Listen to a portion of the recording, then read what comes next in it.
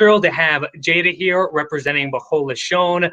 You do some great work here in Atlanta, a new grantee for Federation Innovation, and will be joined shortly by Ruth. I believe she'll be coming out, but as we wait for Ruth, Monica, please get started with Jada. Okay, perfect. Well, hi, Jada. Welcome to the competition and congratulations on making the top 5. Thank you. I'm so happy to be here. Well, we're happy to have you. Our first question for you is, can you give us a sense of the total addressable market for Propel Lashon? Meaning, how big do you... Yeah, no, I was going to ask you to provide clarification on the question. Meaning, how big of a market do you think there is for this solution? How many people do you think would benefit from your service? Sure. So there are multiple multicultural Jewish Facebook pages here, or Jews of color Facebook pages here in Atlanta that have over 1,000 of participants or members. So it's definitely a need here and a market here. Part of our Propel grant, what we are doing, Ruth and I, under Propel Lashon, is reaching out via our bridges, via our networks to Jews of color and multicultural Jewish families here in Atlanta to understand their needs and to understand how we can get them into the professional Jewish organizations here, because many of them choose to be unaffiliated because they just don't feel welcomed when they come to these places. So when we're speaking to the people that we have been interviewing and getting to know under this grant, we've been speaking with Black Jews, Sephardi Jews, mixed race Jews, and know that they feel isolated and they want to be seen and they want to be welcomed, but they just need to be, they do not want to be in the position to teach everyone else about them, which is normally what happens when they walk into these white presenting Jewish spaces. So there's definitely a need. And sorry, to go back and answer your question, there is a market here and there is a demand. Okay. That you want to use the funds for the rollout of the Global Jewish Adventure Club. Mm-hmm. Yeah. So our first question is, how has that been affected by COVID? And then I have a follow-up question on that with regard to metrics. Yeah, so actually this program, when we do roll it out, if we are lucky enough to get the funding, will be virtual. So until it's safe to get together, then we'll move to a hybrid to where we still have virtual, but then we will also have outings and we'll also have activities that we do together in person. And we did this because, you know, it's Atlanta, post-COVID.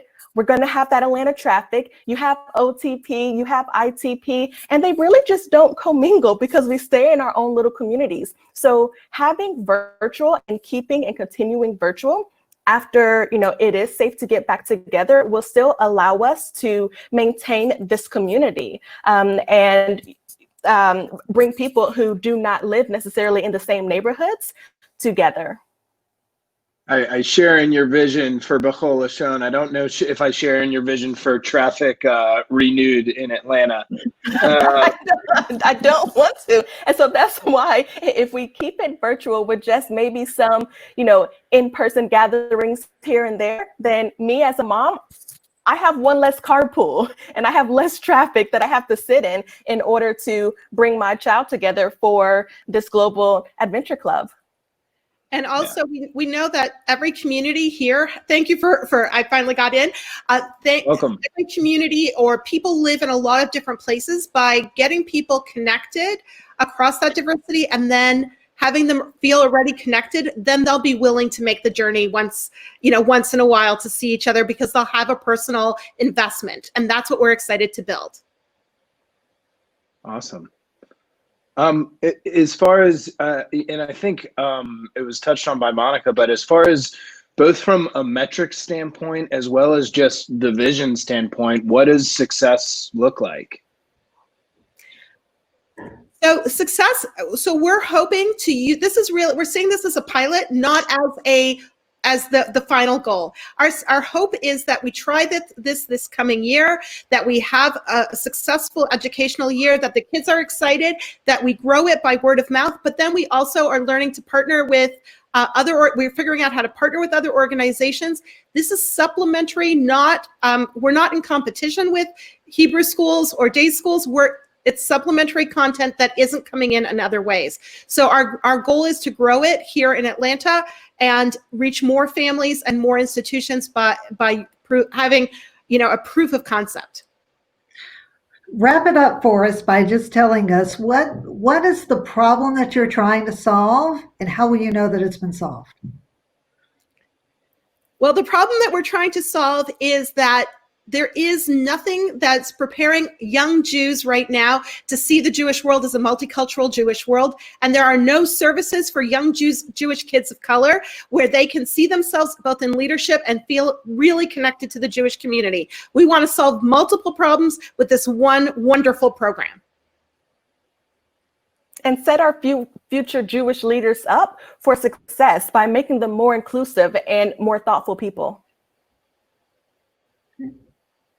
And how do folks learn about you? How do the folks you're trying to reach and solve the problem for know about you?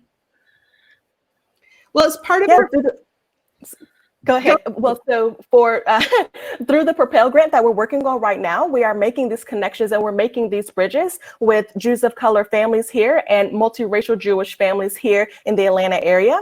And so that's how we're building that bridge. We're also communicating via social media. And us as an organization, Behol Lashon, has strong ties in communities all over the world, and Jews of color communities all over the world. And that's how we're getting the word out.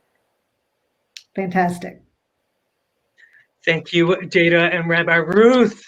Let's give encouragement in the event chat. Really appreciate you and everything you're doing with your organization.